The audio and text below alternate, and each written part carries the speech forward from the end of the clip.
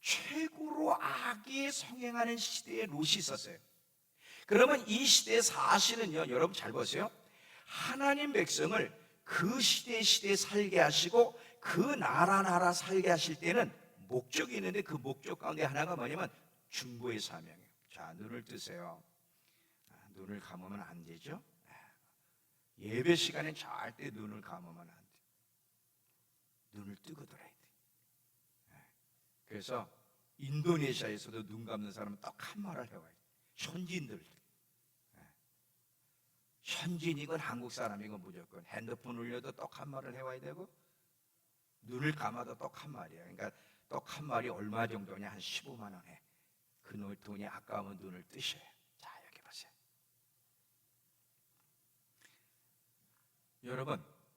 여러분과 저를 대한민국 시대의 이 마지막 시대에 살게 하셨을 때 목적이 있는 거예요. 그 더럽고 타락해가고 멸망하는 세상을 위해 하나님께 중보하라고 하나님이 남겨놓으신 거예요.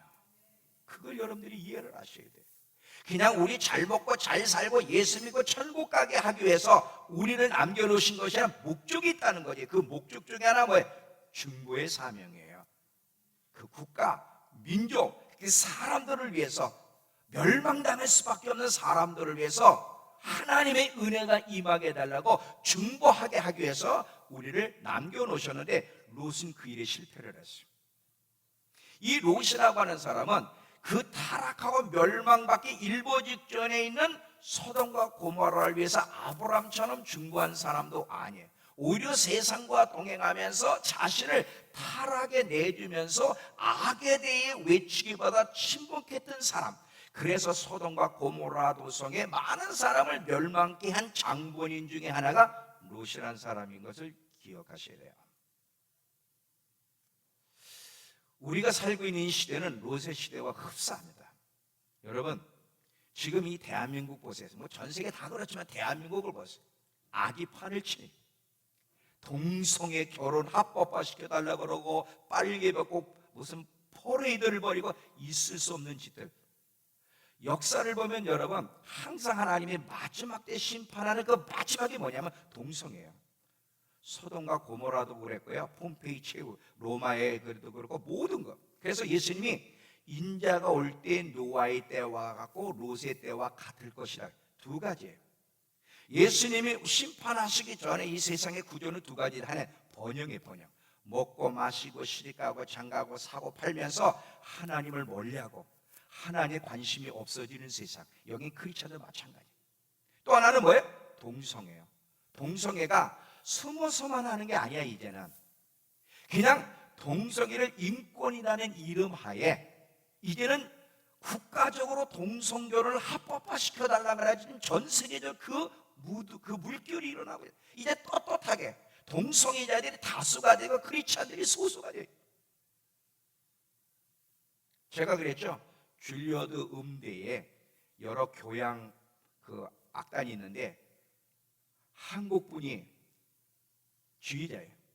근데 그 자기가 맡아 있는 그 교양 악단의 98%가 동성애자들이래. 그래서 동성애는 틀렸다 그러면 퇴출이야.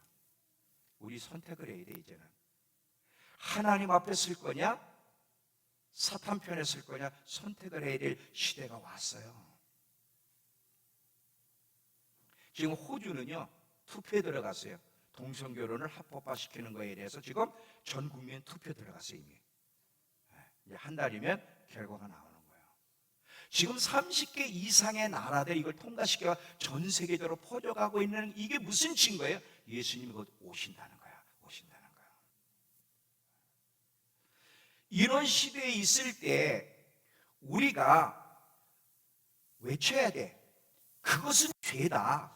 하나님 이 타락해가고 멸망받을 수밖에 없는 이 세상, 이 영혼들을 불쌍히 여기시고 무엇이 죄인지를 알게 하시고 구원시켜달라고, 성령께서 그 영혼들의 죄를 깨닫게 하시고 구원시켜달라고 부르짖으며 동성애는 잘못됐다고 외쳐야 되는데 롯처럼 교회가 침묵하고 있어요. 이게 엄청난 죄예요. 이게 엄청난 죄예요. 그래서 롯은 실패한 그리스도인이에요. 왜? 그 그리스도인에서의 임무를 망각했기 때문에. 왜 이 악을 외쳐야 됩니까? 하나님의 공의는, 의와 공의가 하나님의 보좌의 기초가 되기 때문에 그래요. 시편 가보세요. 시편 89편. 시편 89편 14절을 보시면,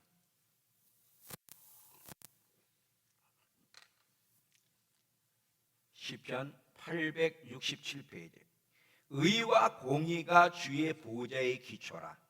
인자함과 진실함이 주 앞에 있나이다.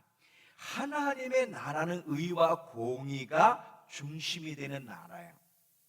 악에 대해서 뭐가 악이고 죄인지를 이야기해 줘야 되고, 악을 행함으로 멸망의 길을 가고 있는 백성들을 깨워서 천국과 지옥이 있고 생명과 사망이 있고, 어떻게 생명의 길을 가는지, 생명의 길을 갈 수 있는 길이 뭔지를 그리스도인들이 깨어나서 외치지 않는다면 반드시 주님이 심판대에서 물을 거예요. 어떻게 살다 왔는지. 나만 잘 먹고 잘 살다 조용히 있다 가면 되는 게 아니에요. 그리스도인들에게 사명이 있어요. 이 땅에 남겨놓은 이유가 있다니까.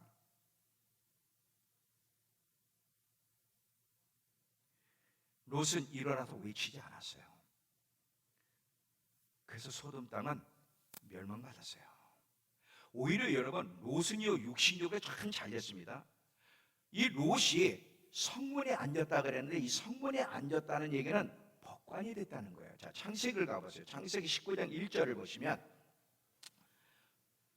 19장 1절에, 창세기 19장 1절,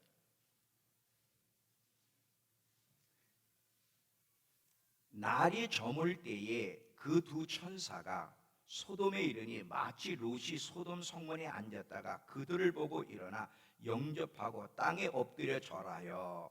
자, 이 당시에 일반 사람들, 민간인들을 심판하는 일은 주로 어디에서 시행되냐? 성문 입구에서 시행됐대요.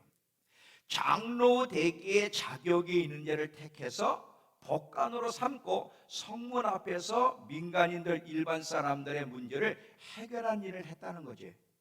그렇다면 롯은 이 세상에서는 잘 나갔어요. 왜? 법관까지 승진됐으니까. 세상에서는 지위가 높아지고 성공했을지 모르지만 하나님 앞에는 실패자로 인생을 마친 사람이 롯이에요. 악에 대해서 침묵하였을 뿐 아니라 그 가정을 봅시다. 아내는 소금기둥이 됐고요, 딸들은 아버지와 동침하는 음란한 행위를 했고요, 사이들은 소돔 땅에서 다 불타 죽었어요. 이게 성공이요?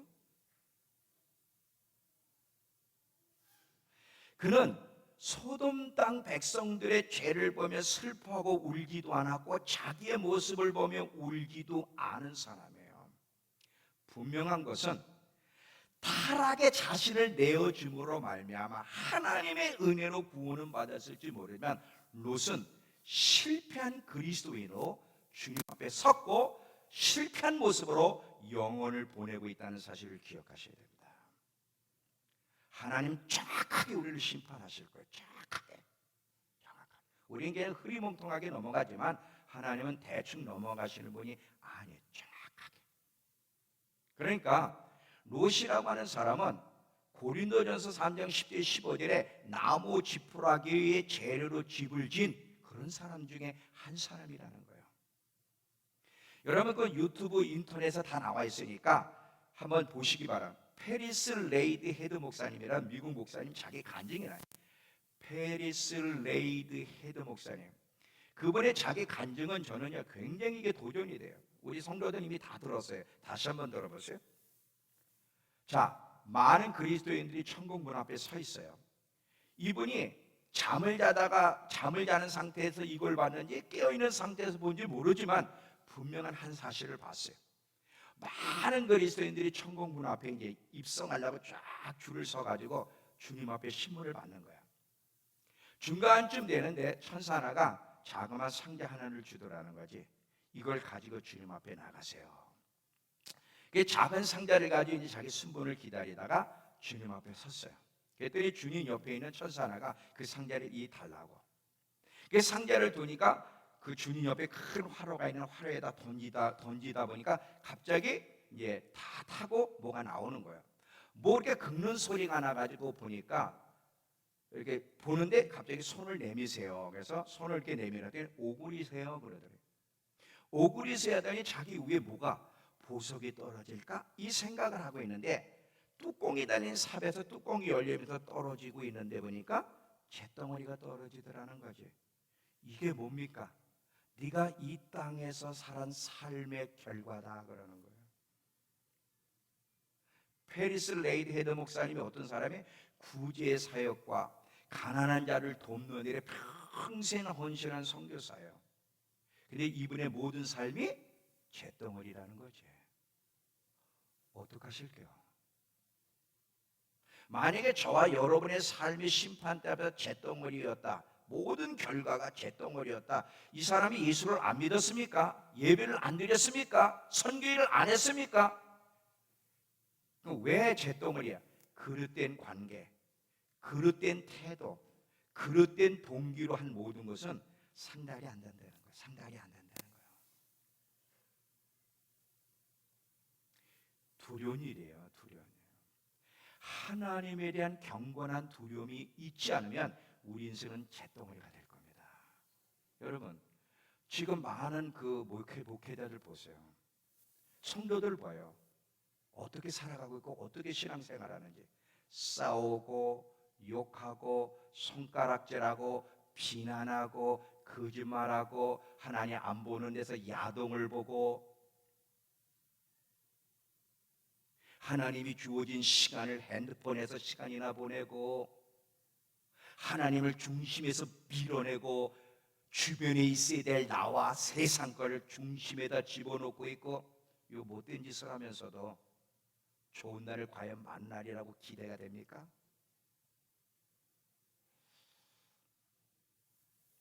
하나님이 없으면 그렇게 살 수 있어요. 그리고 자기가 만든 하나님, 이 우상, 이미 내 수준에 맞는 하나님을 만들면 그렇게 살아도 돼요. 그러나 성경에 있는 하나님 앞에서는 그것이 용납이 안 되는 거예요. 절대 용납이 안 되는 거예요. 10에서 11장 가보세요. 11에서 11장 24절에서 26절 11에서 11장 24절 조금 울리는 것 같지? 이게 24절에서 26절 모세를 보겠습니다. 모세를 믿음으로 모세는 장성하여 바로의 공주의 아들이라 칭함받기를 거절하고 이 왕의 권세를 왜 거절했을까요? 도리어 하나님 백성과 함께 고난받기를 잠시 죄악의 낙을 누리는 것보다 더 좋아하고 이상한 행동을 해요. 지금 그리스도를 위하여 받는 수모를 애굽의 모든 보화보다 더 큰 재물로 여겼으니 이는 상주심을 바라봄이라. 새하늘 새 땅에서의 삶의 질 더 좋은 부활을 원했기 때문에 거기에 방해되는 것들을 다 버렸다는 거예요.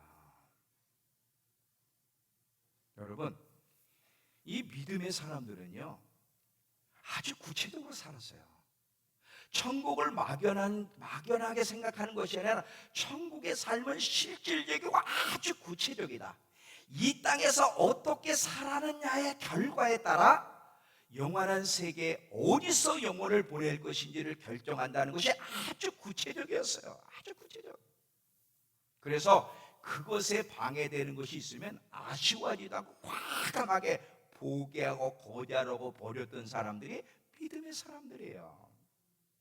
우리는요 너무 막연해요. 너무 막연해요. 사도 바울을 보면 사도 바울이 다메섹에서 예수를 만났어요. 다메섹에서 예수를 만나고 그가 어떻게 살았는지 빌립보에서 고백합니다. 빌립보 3장 가보세요. 빌립보서 3장 7절 8절 몇 개만 보겠습니다. 자, 빌립보 3장 7절 8절 먼저. 그러나 무엇이든 내게 유익하던 것을 내가 그리스도를 위하여 다 해로 여길 뿐더러 또한 모든 것을 해로 여기면 내 주 그리스도 예수를 아는 지식이 가장 고상하기 때문이다. 내가 그를 위하여 모든 것을 잃어버리고 배설물로 여기면 그리스도를 얻고 그 안에서 발견되려 함이니. 17절. 어떻게 해서든지 죽은 자 가운데 부활이 이르려 하노니 내가 이미 얻었다함도 아니요 온전히 이루었다함도 아니라 오직 내가 그리스도 예수께 잡힌 바 된 그것을 잡으려고 달려가노라. 형제들아 나는 아직 내가 잡은 줄로 여기지 아니하고 오직 한 일 즉 뒤에 있는 것은 잊어버리고 앞에 있는 것을 잡으려고 폿대를 향하여 그리스도 예수 안에서 하나님이 위에서 부르신 부름의 상을 위하여 달려간다. 자, 지금 사도 바울은요, 내게 유익했던 것, 죄 문제가 아니라 자신에게 유익했던 것, 자신이 가지고 싶었던 것에 대해서 해로 여겼다는 거야.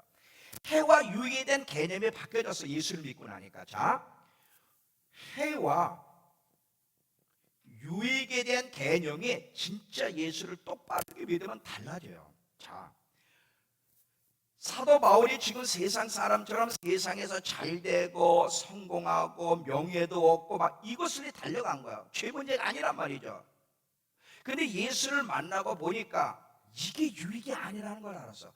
더 중요한 것은 하나님이 주시는 상, 천국에서 어디서 영혼을 보낼 거예요. 다 삶의 질이 있고 계급적인 구조가 있는데 가장 주님 가까이서 가장 영광 가운데 가장 최고의 삶을 누리려면 조심해야 될 것이 있었다는 걸 알았어.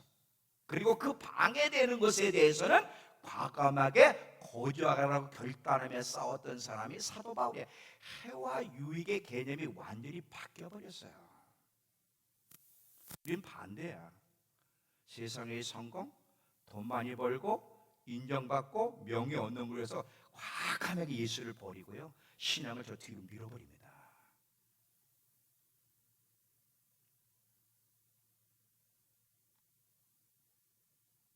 우린 가짜들이야. 진짜는 이렇게 살 수가 없어. 그럼 제가 완벽한 걸 얘기합니까? No. 어느 누가 완벽해요? 노력할 뿐이지. 알고 깨달았거든 그렇게 살려고 몸부림칠 뿐이지 어느 누가 완벽해? 아니에요. 고린도 후서 5장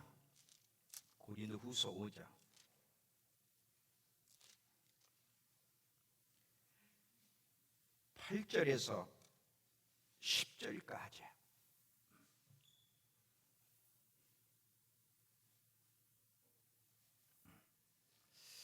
우리가 담대하여 원하는 바는 차라리 몸을 떠나 주와 함께 있는 그것이라. 그런즉 우리는 몸으로 있든지 떠나든지 주를 기쁘시게 하는 자가 되기를 힘쓰노라. 이는 우리가 다 한 사람도 예외 없이 반드시 그리스도의 심판대 앞에 나타나게 되어 각각 선한 일이든 악한 일이든 그 몸으로 행한 것을 심판받기 때문이다. 우리는 주의 두려우심을 알므로 사람을 권면하거니와. 이렇게 돼 있어요. 골로새서 3장 2절에도 보겠습니다. 골로새서 3장 2절.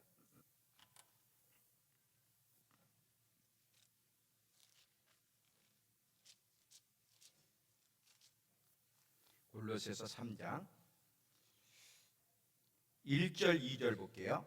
그러므로 너희가 그리스도와 함께 다시 살리심을 받았으면 위의 것을 찾으라. 거기는 그리스도께서 하나님 우편에 앉아 계시느니라. 위의 것을 생각하고 땅의 것을 생각하지 말라. 이 사도 바울이 왜 이렇게 대가를 치르며 이렇게 삶이 변화됐죠? 그는 천국을 봤어요. 담의 세계에서 예수님만 본 게 아니라 분명히 그는 고백, 셋째 하늘까지 올라갔다 왔다고. 그러면서 천국에서의 삶을 구체적으로 봐서 무엇이 중요한지를 깨달았어요. 그래서 모세나 바울은 지식으로만 끝난 것이 아니라 천국에서의 그 구체적인 삶, 정말 좋은 날들을 영원히 만나기 위해서 대가를 치르고 가치관이 바뀌고 우선순위를 똑바로 하며 그날을 준비했다는 사실을 우리는 기억하셔야 돼요. 이렇게 살아야 돼요. 이게 진짜예요. 많은 그리스도인들이 어리석은 다섯 처녀와 같이 기름을 준비하지 않고 롯과 같이 솔로몬과 같이 실패한 그리스도인으로 살아가는데, 이것은 하나님이 우리를 구원하신 목적이 아니에요. 절대 아니에요.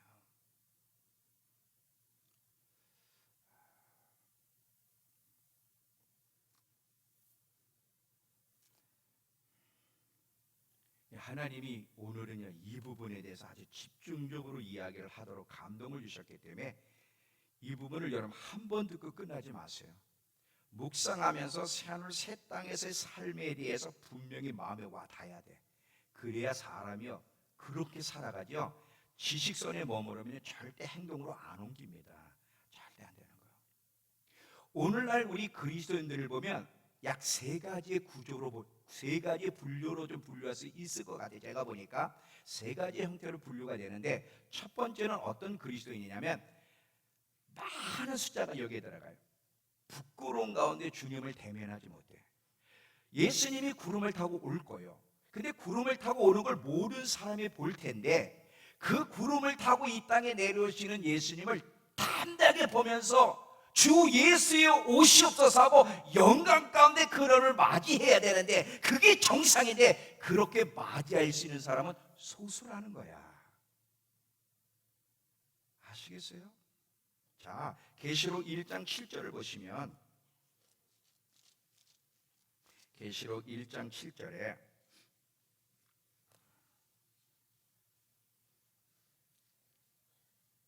볼지어다 그가 구름을 타고 오시리라.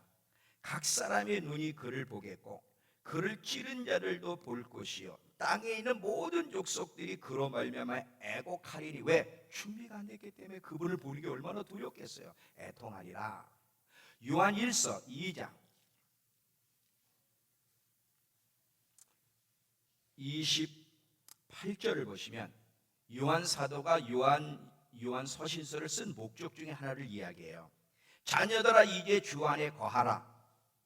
주 안에 거하는 상태 속에 살아가라. 이는 주께서 나타나실 바 되면 그가 강림하실 때 우리로 담대함을 얻어 그 앞에 부끄럽지 않게 서게 하기 위해서라는 거예요. 요한 1서를 쓴 목적이 뭐예요? 하나님 백성들이 그분을 볼 때 부끄러움 가운데 대면하지 않고 담대하게 영광 가운데 그분을 볼 수 있게 만들기 위해서 어떻게 사는 것이 그런 삶인지를 가르쳐주기 위해서 요한 1서를 썼다는 거예요. 4장으로 가보시면 4장 16, 17 하나님이 우리를 사랑하시는 사랑을 우리가 알고 믿었노니 하나님은 사랑이시라. 사랑 안에 거하는 자는 하나님 안에 거하고 하나님도 그 안에 거하시느니라. 이로써 사랑이 우리에게 온전히 이루어진 것은 우리로 심판날에 담대함을 가지게 하려 함이니 주께서 그러하신 같이 우리도 이 세상에서 그러하야 돼. 주님이 이 땅에 사신 것처럼 주님을 닮아가야 될 이유가 뭐예요? 그래야만 그분을 담대히 대면할 수 있기 때문에 그렇다는 거예요. 많은 그리스도인들이 그분의 오심을 보지 못할 거예요. 부끄러워서. 참 비참한 거예요. 영원한 세계에서의 삶에 대해 무지하고 너무 막연하게 준비 없이 땅의 것에 마음을 두고 살았기 때문에 그분의 오심을 영광 가운데 맞이하지 못할 겁니다. 이런 그리스도인이 대부분이에요. 두 번째 부류가 있어요. 시작은 좋았는데 끝맺음이 서서히 나빠짐에 강등된 사람들. 자, 여러분 이걸 아셔야 돼요.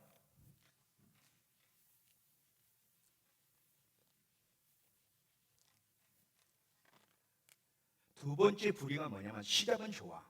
시작이 참 잘했어. 그래서 하나님 앞에 최고의 영광을 받도록 하나님이 이제 준비해 놓으셨는데, 근데 여러분 죽기 전까지 이 땅에서 삶을 어떻게 살아내냐에 따라서 강등된다는 거 잊지 마세요.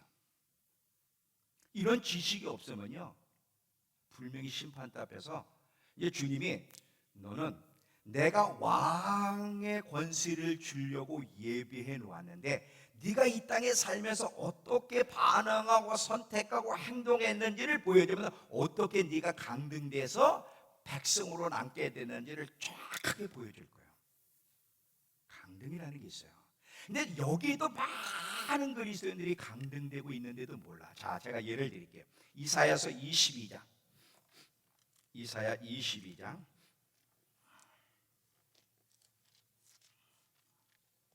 18절서부터 991페이지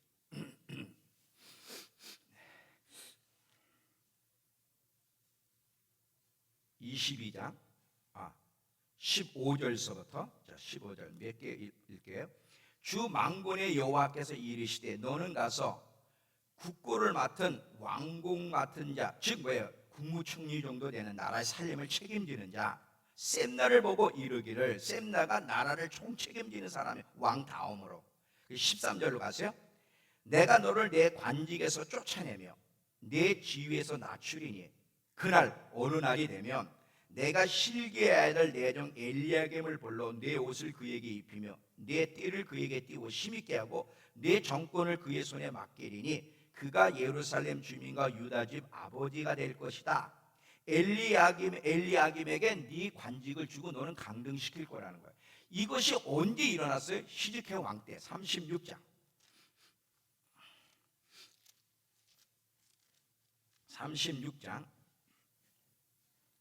1절에서 3절을 보시면 셈나와 엘리야김의 그 지위가 바뀌어진 것을 보게 됩니다. 36장 이사야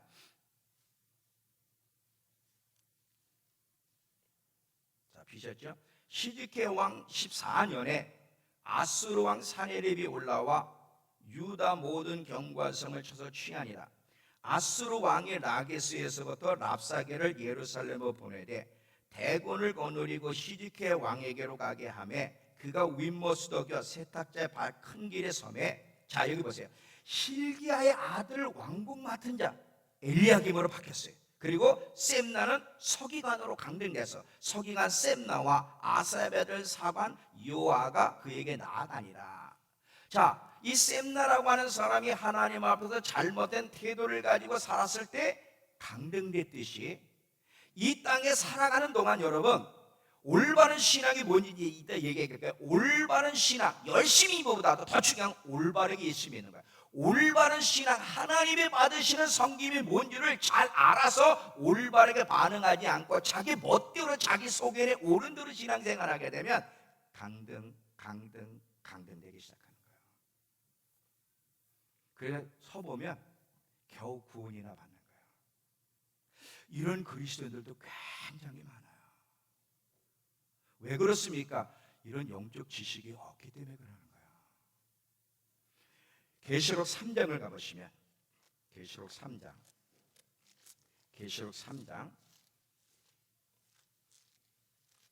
이 빌라델피아 교회 10절을 보시죠. 3장 10절 11절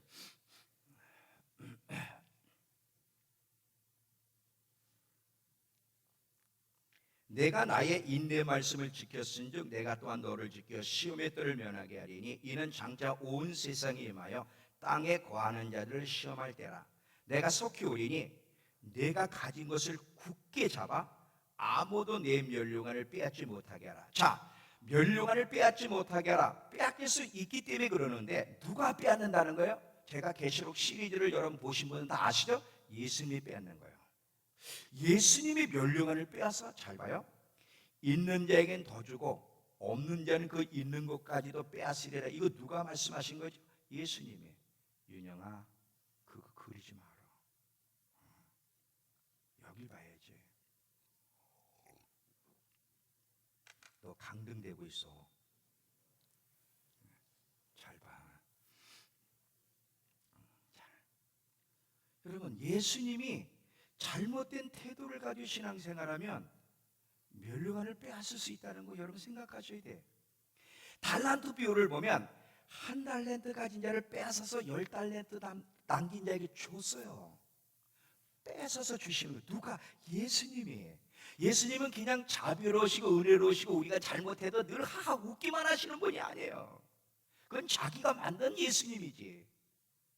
잘하는 자에게는 상을 주시고 회개하면 용서하시고 계속 위로와 격려를 통해서 계속 잘 자라가도록 기다려주시고 위로해주시고 자비를 베풀어 주시는 분이시지만 동시에 계속 주님의 권면에도 회개하지 않고 순종하지 않고 삶의 태도를 안 고치면 빼앗아 버리는 분이에요. 그걸 아셔야 되는 거예요. 강등되지 마세요. 목회자는요 10년 정도 이렇게 목회하다 보면 아쉬운 사람들이 있어요. 강등되는 게 보이거든. 근데 몰라 본인은 이게 얘기해도요 사람이 늘 마음이 부드러워. 그래도 은혜가 있고 살아 있어야만 회개라는 게 있는 거야. 갈 때까지 가면요 회개 절대 아니야. 아무리 얘기하면 오늘 또 나 치네 이렇게 뭘 쳐 치면 뭘 쳐. 요즘 친다고 성들이 죽나? 안 죽어. 더 기가 세. 이 마음이요. 와, 오늘 또 치는 설교하네. 또 오늘 나를 치네. 이건 갈 때까지 간 사람들이 갈 때까지. 마음이 부드러우면요. 그래도 불꽃이 아직 꺼져 있지 않으면요. 말씀을 들으면 찔림이 와요. 그리고 회개가 일어나요. 고치려는 노력이 있어요. 아직 살아있기 때문에 그러는 거예요. 살아있기 때문에.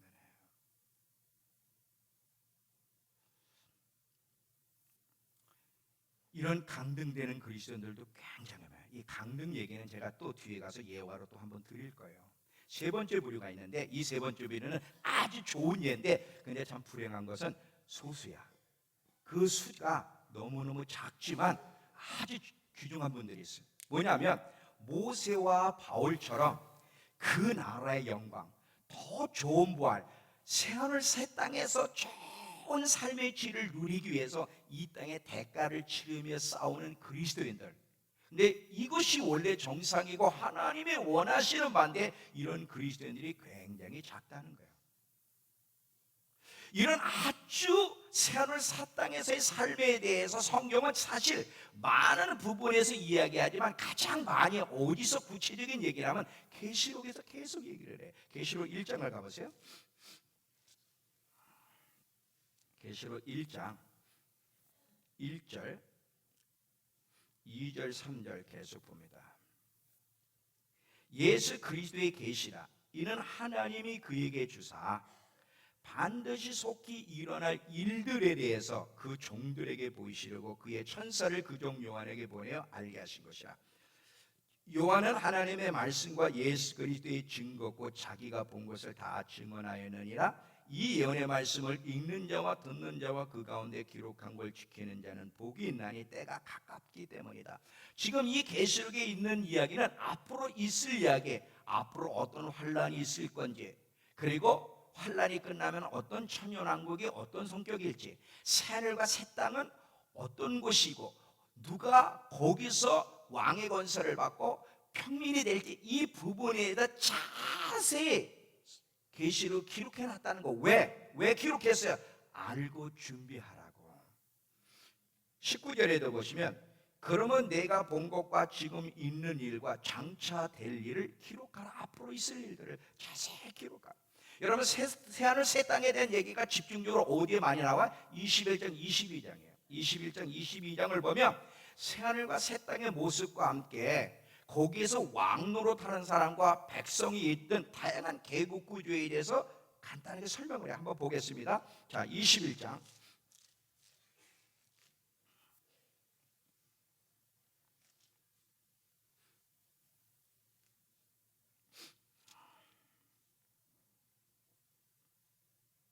24절. 지금 새하늘 새 땅의 모습인데 20절을 보면 24절. 만국이 그 빛 가운데로 다니며 땅의 왕들이 자기 영광을 가지고 그리로 들어가리라. 낮의 성문들을 도무지 닫지 아니하리니 거기에는 밤이 있음이라. 사람들이 만국의 영광과 존귀를 가지고 그리로 들어가겠고 새하늘 새 땅 신부들이 사는 그 새 예루살렘 수도에 왕들도 들어가고 백성도 들어간다는 거예요. 종류가 있어요. 그리고 22장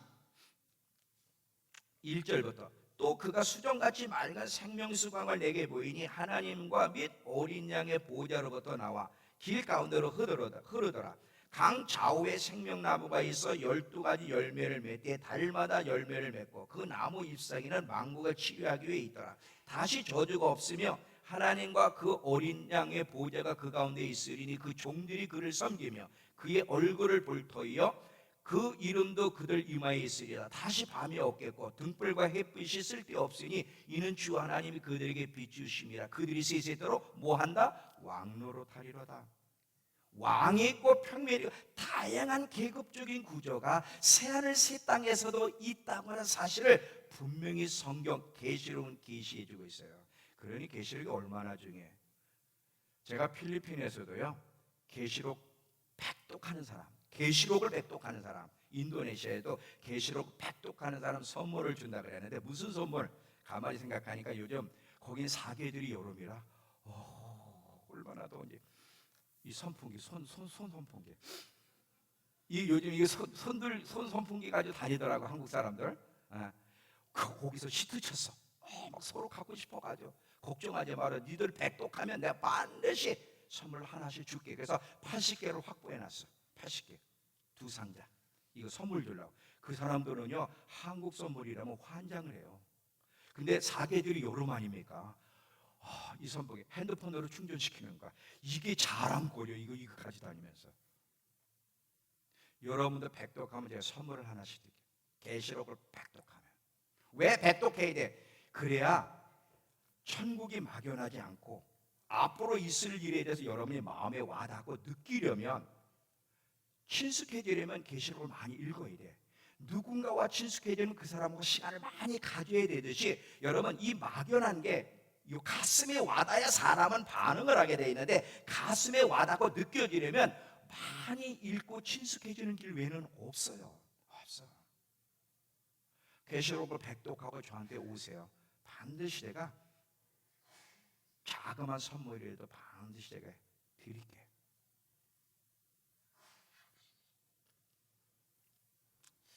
자, 잘 들어보세요. 새하늘 새 땅의 삶은 영원한 삶이며 새하늘 새 땅의 삶은 아주 구체적인 삶인데 삶의 질이 다르다. 그리고 그곳에서의 삶의 질은 이 땅에서 어떻게 살았는지와 결정되는데 어떻게 살았는지를 나열할까? 잘 들어봐요. 첫 번째, 하나님과 관계를 어떻게 맺었느냐가 결정해요. 하나님을 더 가까이 하며 알려고 애를 썼느냐, 하나님과 거리를 두고 멀었느냐에 따라 결정될 것이고요. 또 하나는 서로의 관계예요. 제가 가기 전에 어떤 설교를 했냐면 하나님의 안목이라는 제목으로 마태복음 25장 40절에 보면 양과 염소 얘기를 하면서 작은 자 하나에게 한 것이 곧 내게 한 것이라 그래. 그거 기억나세요? 자, 그러면 이 말씀에 비춰서 형제를 함부로 대하고 비난하고 거칠게 대하는 사람하고 그 형제가 어떻게 반응하듯 주님 섬기듯 대하는 사람하고 하늘나라에서 삶의 질이 똑같을까요? 다를까요? 나 인도네시아 말 하는 거 아니에요 지금. 대한민국 언어를 쓰는 거 이해가 되세요? 같겠어요? 다르겠어요? 달라요. 제가 이 설교를 했더니요 선교사님 한 분이 간증을 해. 제가 충격을 받았어. 어떤 충격을 받았냐면 지금 이 인도네시아 현지인한테 이 MIT 사회계 훈련학교를 지금 하고 있거든요. MIT 사회계 훈련학교를 하는데 인도네시아가 얼마나 큰지 한 섬에서 한 섬까지 가는데 5시간 9시간이 걸려. 비행기를 타고 몇 번을 거쳐서 거기서들 자카르타까지 제 학교 훈련학교를 지금 참석하는 거야. 그런데 한 선교사님이 자기 지역에서 3명을 데리고 오는데 이 훈련학교를 통해 은혜 받고 용사로 만들기 위해서 데리고 오는데 거리가 너무 멀어. 그래서 차를 가지고 오는데 되게 시간이 많이 걸려. 교통이 아주 얼마나 체증이 심한지 30분 거리에 차가 막히면 2시간 3시간이야 기본이. 인도네시아는 아주 그냥 길 막히는 데는 뭐. 그런데 이분이 땅그랑이라는 알지? 땅그랑. 우리 김수현 집사 땅그랑 김.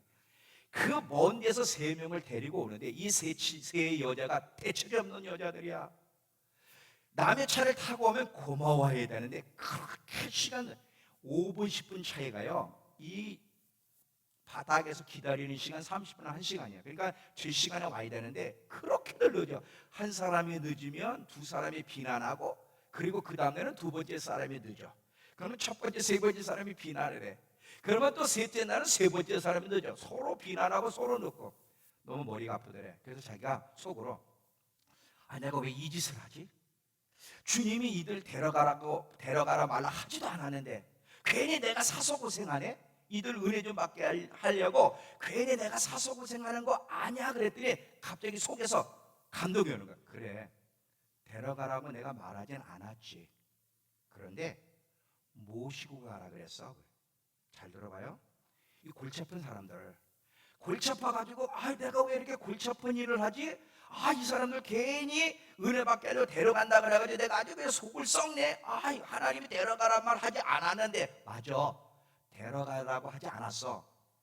나는 저들을 모시고 가라 그랬어. 무슨 말인지 지금 이해가 돼요? 여러분, 그러면서 뭐라? 너는 운전수야. 내 사랑하는 자녀들을 은혜 받는 장소로 모시고 가라는, 넌 운전수를 내가 선택했다는 거 모르니 너? 여러분, 우리는 이게 주위에 보면 대책이 없는 사람들 많잖아. 대책이 없네요. 저 인간 언제나 이 교회 떠나지? 잘 봐요. 주님이 뭐라고 하시냐면, 너가 손가락질하는 그 사람은 내가 사랑하는 자녀야. 모시고 다녀야지.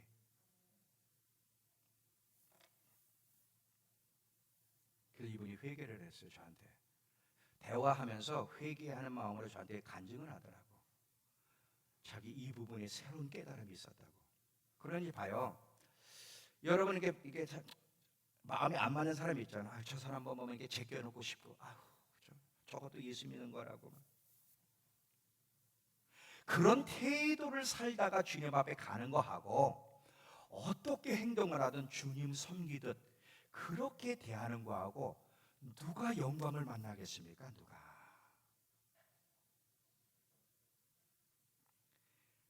구체적이어야 돼요. 실질적이어야 돼요. 작은 자 하나에게 한 것이 곧 내게 한 것이라. 또 잘 보세요. 하나님 말씀에 여러분이 어떻게 반응하냐, 듣고 흘려버리는지 아니면 말씀을 들으면 마음에 칵 새기고 그렇게 순종으로 노력하는지, 그리고 하나님이 인정해 주시는 성경과 인정해 주지 않은 성경은 어떻게 다른지, 하나님이 인정해 주는 신앙생활을 하려면 어떻게 해야 되는지 알려고, 그리고 내가 정말 누구에게 충성하고 있는지, 하나님께 충성하고 있는지 마귀에게 충성하고 있는지. 여러분, 질문 하나 할게요. 우리 예수 믿는 사람들은 오직 하나님께만 충성한다. 맞아, 틀려? 그게 진리 아니야? 아니야, 틀렸어. 원래는 진리여야 돼. 하나님 자녀는 하나님께만 충성해야 되지만 실제로 삶은 마귀한테 충성하는 그리스도인들 많아. 아시겠어요? 무슨 말인지? 예를 드릴게요. 가룟 유다는 하나님이 선택한 12제자 중에 하나인데 누구한테 충성을 했어? 마귀한테. 베드로가 마태복음 16장에 보면 예수님이 21절 이후에 내가 고난을 받고 죽임을 당한 다음에 사흘에 살아날 거다 그랬더니 베드로가 그리 마옵소서, 주님 죽으시면 됩니까? 그랬더니 예수님이 대번에 사단아 물러가라. 너는 하나님의 일은 생각지 않고 사람의 일만 생각하는구나. 베드로가 뭘 잘못했어요? 예수님이 죽으시면 안 된다 그러는데, 근데 예수님이 죽으셔야 되잖아요. 죽으러 오셨는데. 근데 사단이 베드로 옆에 죽지 말라 그래, 죽지 말라 그래, 십자가에 죽지 말라 그래. 지금 베드로의 생각에 마귀가 지금 사용하는 생각을, 그걸 입으로 내뱉고 있는 걸 예수님이 간파하고 베드로 옆에서 베드로의 생각을 사로잡는 사단에게 명령하는 거죠. 여러분, 미성숙한 만큼, 깨어있지 못한 만큼 마귀의 도구가 될 수 있다는 거 아세요? 이게 비참한 거라. 이게 우린 진리가 무엇인지, 하나님이 어떤 분이시며 하나님의 기준, 받으시는 기준이 뭔지를 알고 최선을 다하고 노력할 뿐이에요. 그리고 이렇게 주님이 지적해 주시고 깨닫게 해주시면 회개하고 하나씩 고치면 되는 거예요. 고쳐나가면. 자, 보세요. 이 새하늘 새 땅의 삶의 질이 있는데 이 새하늘 새 땅에서의 삶은 구체적이고 이 삶의 질은 이 땅에서의 삶으로 결정된다는 이 진리에 비춘다면 이 땅에서 삶이 중요합니까? 안 중요합니까? 중요하죠. 자, 다시 잘 봐요. 지금 새하늘 새 땅에서의 삶은 구체적이야. 그리고 새하늘 새 땅에서의 삶의 질이 있어. 계급적인 구조가 있는데 어디서 영혼을 보낼 것인지는 이 땅에서의 삶이 결정한다고 한다는 이 진리에 비춰보면 이 땅에서 삶이 중요하잖아요. 잘 살아야 되잖아요. 쉽게 말하면 아무렇게나 살고 낭비하면 안 돼. 자기를 위해 살아도 안 되고 세상을 위해 살아도 안 되고 영혼의 때를 준비하기 위해서 새하늘 새 땅을 위해서 준비하는 시간으로 이 땅에서의 삶을 살아야지 새하늘 새 땅을 준비 없이 단순히 잘 먹고 잘 살고 성공하기 위해서 이 주어진 이 땅의 삶을 낭비하면 안 된다는 거예요. 반드시 대가를 받을 거예요. 그렇게 사는 사람들 반드시. 이 땅의 삶은 낭비할 수 없는 진짜 중요한 삶. 왜?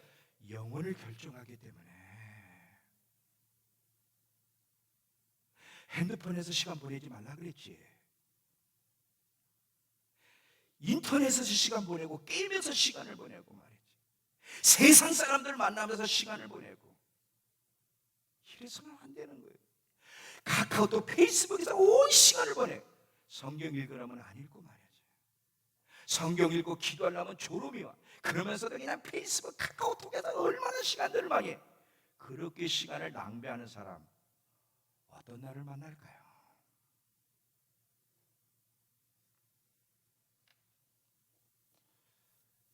이제는 준비해야 돼. 그 나라를 준비해야 돼요. 그 나라의 삶은 아주 구체적이에요. 아주 구체적.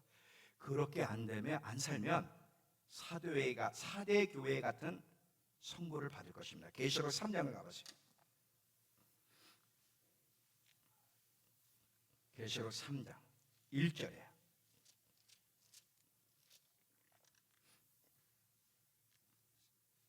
사대 교회 사제에게 편지하라.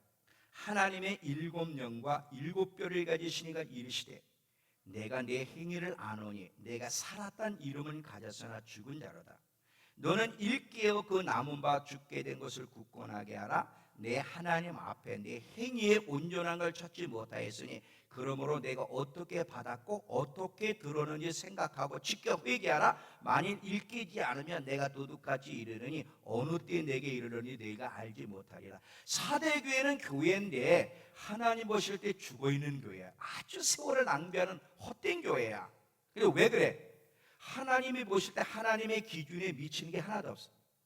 순종면에 있어서나 열정면에 있어서나 사랑면에 있어서나 헌신면에 있어서나 시간을 쓰는 면에 하나님의 기준에 하나도 미치는 게 없어. 잘하는 게 하나도 없어.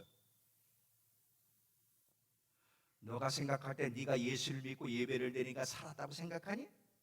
내 기준에 보면 너는 다 죽었어. 자, 이 죽어있는 사대교회가 심판날 어떤 날을 만날 것 같아요?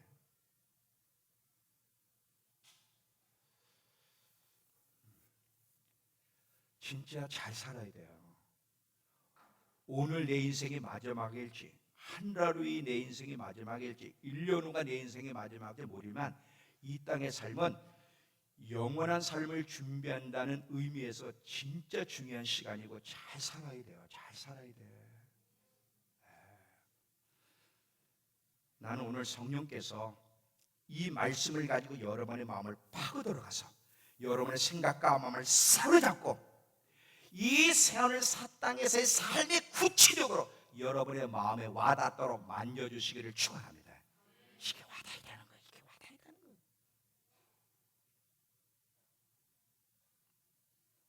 제가 그랬죠. 백독해야 돼요. 저는 이거 암송했다 그랬잖아요.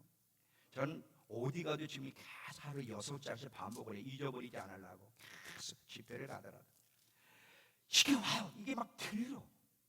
주님이 오시는 소리가 들려. 폭풍이 몰려오는 소리가 들리는 걸 어떻게 해? 여러분, 미국의 허리케인이 왜 온 줄 아세요? 사람이요 어떤 사건을 볼 때 인간의 안목으로 볼 수 있고 하나님의 안목으로 볼 수 있고 해석이 달라요. 어떤 안목으로 보느냐에 따라. 지금 여러분 미국 역사상 이런 허리케인이 없었어. 지금 얼마가 대피하고 있어? 2천만 명. 고속도로가 여러분 다 텔레비 봤잖아요. 장사진을 이루는데 기름을 넣을 수가 없어. 한번 생각해봐. 고속도로에 2천만 어디를 가? 근데 계시록 7장에 보면 이런 어마어마한 허리케인이 계시록 7장에 미국에서 만약 전 세계 동시다발적으로 곧 터질 거예요. 어떡할 거예요?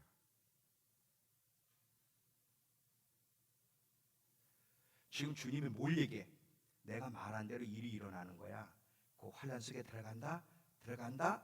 터널에 들어가. 준비하고 있어. 미국 보지 않았니? 저런 일이 일어나. 지금 사인을 계속 주고 있는데 그걸 모르고 있어요 지금. 어머, 우리나라 허리케인 안 와서 감사다. 이런 소리만 하고 이게 아니에요. 이게 지금 경고를 하는 거야. 너희들 조심해. 지금 환란으로 들어가고 있어. 내가 말한 이 계시록에 얘기한 사건은 실질적이야. 저 미국을 봐라. 실제로 일어난다니까 준비하고 있어라. 계속 경고하시는 거예요.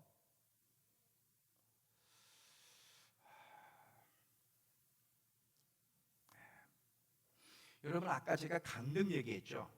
이 릭 조이너 목사님이 자기가 아는 그 귀한 목사님을 천국에서 만난 그 장면을 잠깐 언급할게요. 그분이 어떻게 강등됐는지.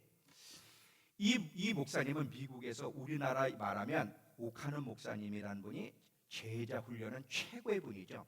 그런 분같이 미국의 최고의 제자 훈련으로 성공한 큰 교회 목사님이에요. 그래서 많은 제자들을 통해 교회도 많은 큰 교회들을 세웠고 많은 영혼을 구원시킨 복음의 목숨을 건 목사님인데 이분을 천국에서 만난 거예요. 천국에서 만나는 천국 제일 밑바닥에 있는 거예요. 너무너무 충격을 받아가지고 목사님이 천국 저 이 밑바닥에 있으면 우리 같은 사람은 어떻게 됩니까? 왜 목사님이 우리가 생각할 때는 최고의 영광 가운데서 살 줄 알았는데 어떻게 천국 밑바닥에 있습니까? 물어봤더니 그분이 대답을 하는 거예요. 내 생애 마지막 때쯤 돼서 내가 교만해져서 주님이 나를 통해 일하지 않으면 못한다고 생각을 했습니다. 나는 주님의 기름 부은 자들을 손가락질하고 비난했으며 하나님이 세우신 선지자들을 모함하며 해를 입히기 시작했습니다. 주님이 내 제자 중 한 사람을 쓰면 그렇게 시기가 났습니다. 그리고 나 자신이 아닌 다른 사람을 통해 주님이 일하실 때는 질투가 일어났고 그들을 깎아내리고 나를 주목하기 위해서 그들의 잘못을 찾아내기 시작했습니다. 그러나 내가 이렇게 하지 않았습니다. 내 측근들을 통해서 그 하나님이 쓰시는 사람들의 죄를 끄집어내서 발표하게 했습니다. 이럴 때마다 이곳이 내 자신을 강등시키는 일이었음을 나는 알지 못했습니다. 이렇게 살다가 죽기 전에 하나님은 자비로우셔서 아주 서서히 비참하게 죽도록 병에 걸리게 하셨습니다. 내가 죽기 직전에 정신을 차리고 회개했습니다. 그리고 나는 이 밑바닥에만 온 것만 해도 감사할 뿐입니다. 왜? 지옥에 안 갔으니까. 그러면서 잘 봐요. 이 땅에서 어떻게 살았느냐에 따라 더 높은 단계로 올라갈 수도 있고 강등될 수도 있답니다. 지금 잘 못 살았습니까? 괜찮아요. 높은 단계로 올라갈 수 있는 기회가 아직 있어요. 지금부터 잘하면. 그러나 여러분, 만약에 여러분이 반대로 잘못된 반응, 말씀을 들어도 귀를 기울이지 않고 살면 계속 어디까지 내려갈지 모르지만 계속 강등된다는 것도 잊지 마시기 바랍니다. 참 무서운 일이에요.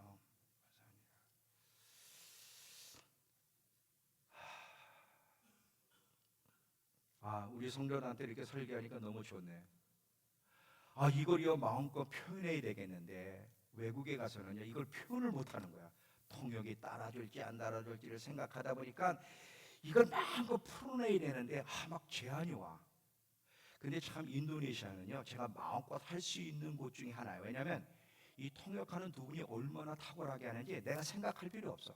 내가 이렇게 나가면 자기도 이렇게 내려오고 내가 이러면 자기도 이러고 막 이러면 자기도 이러면서 똑같이 통역을 해주셔가지고 인도네시아는 제가 제한을 안 받아요. 근데요 다른 지역을 가면요 이거 반도 못해. 왜?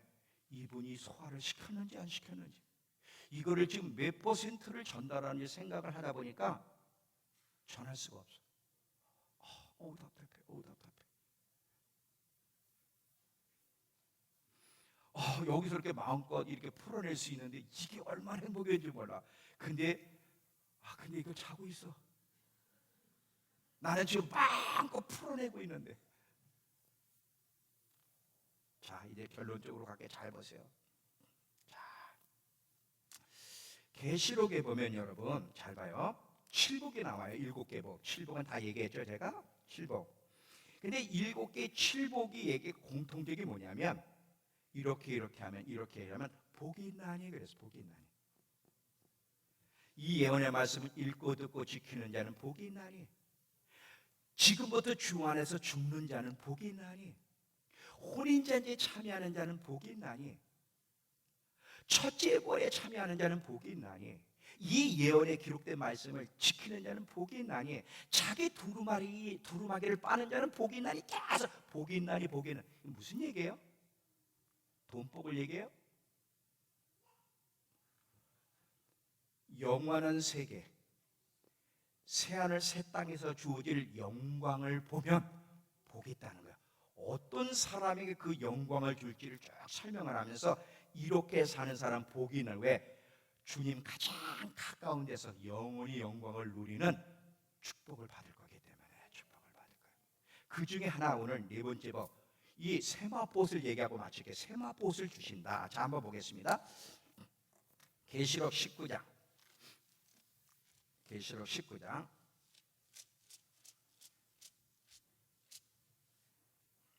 7절에서 8절까지 다시 한번 보세요.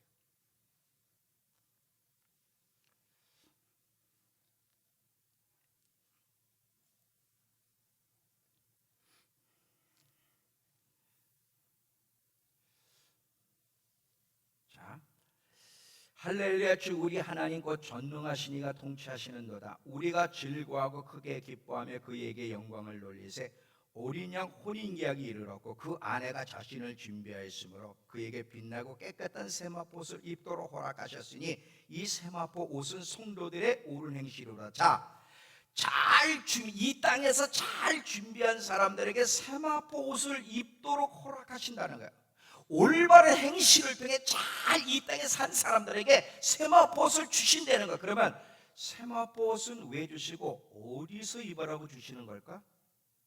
이 땅에서 입으라고 주시는 거예요? 새하늘 새 땅에서 입으라고 주시는 거예요? 새하늘 새 땅에서. 새하늘 새 땅에서 입으라고 누가 줘? 이 땅에서는 우리가 돈 주고 사잖아요. 옷을. 잘 봐요. 이 땅에서도 살아가기 위해서는, 먹고 살기 위해서는 옷이라는 게 필요해요.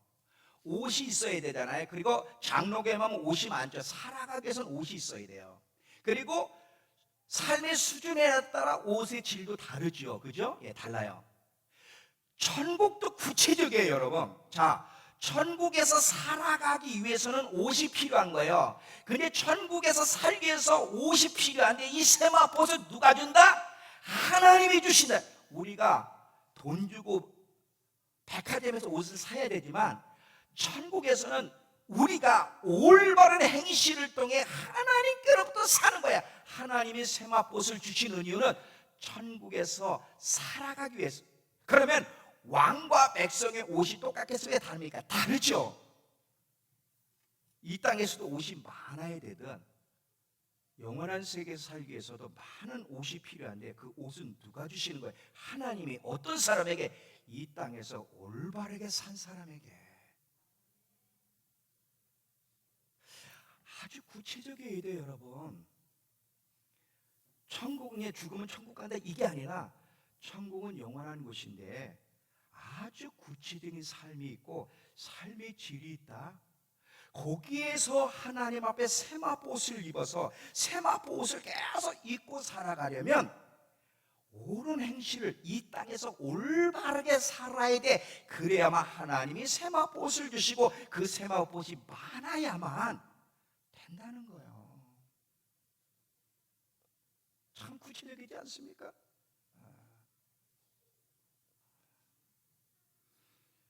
제 방에 가면 옷이 굉장히 많아요. 우리 집사람이 여보 옷 좀 그만 사, 그만 사. 백화점 수준이야, 백화점 수준. 왜 그렇게 옷을 제가 많이 사야 되느냐? 백화점을 하려는 게 아니에요. 집회를 가고 막 전 세계를 다니면 이게 1년이면 이게 다시 커미게 헤어져 이게. 그러다 보니까 어느 거는 버려야 되는데 버리기 아깝고 그러다 사니까 자꾸 많아지는 거지. 이 땅에서도 살아가기 위해서는 옷이 많아야 되듯이요. 새하늘 새 땅에서의 삶도 아주 구체적이에요. 살아가기 위해서는 옷이 필요해요.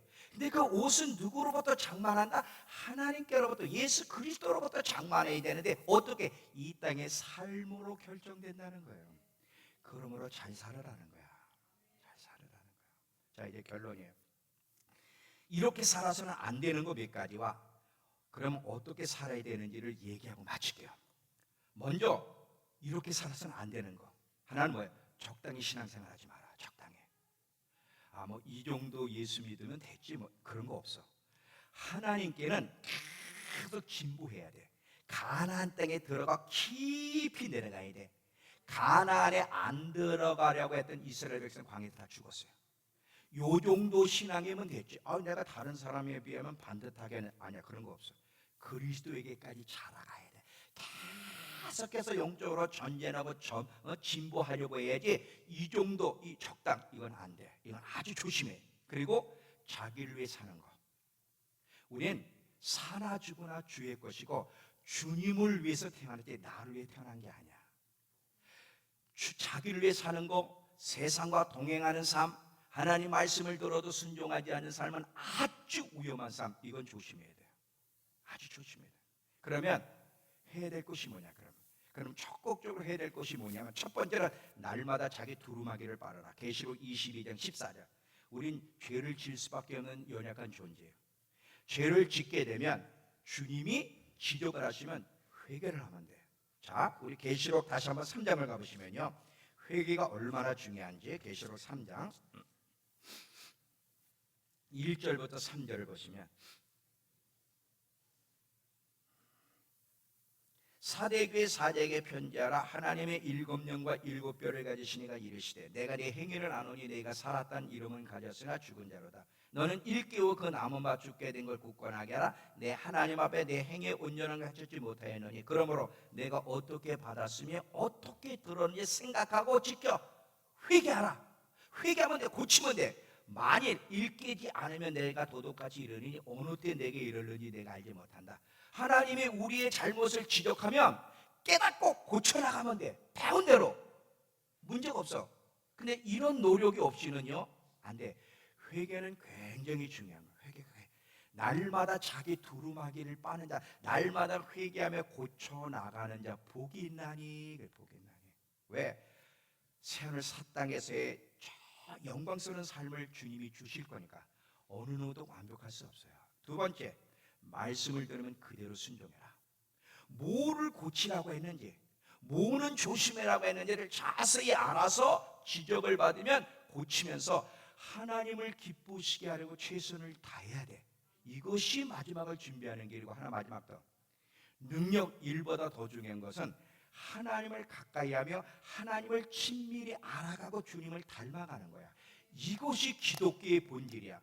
여러분, 저도 목사지만요, 목사님들 가운데, 사역자들 가운데, 선교사들 가운데, 성도들 가운데 능력은 있어요. 병도 고쳐요. 예언도 합니다. 근데 주님의 인격을 갖지 않은 사람들 많아요. 이 사람들은 실패해요. 능력 가지고 심판대 앞에서 계산하는 게 아니야. 얼마나 많이 주님을 닮았느냐, 얼마나 하나님을 가까이 하며 알아가려고 힘쓰냐. 일과 사역보다 더 중요한 것은 관계야.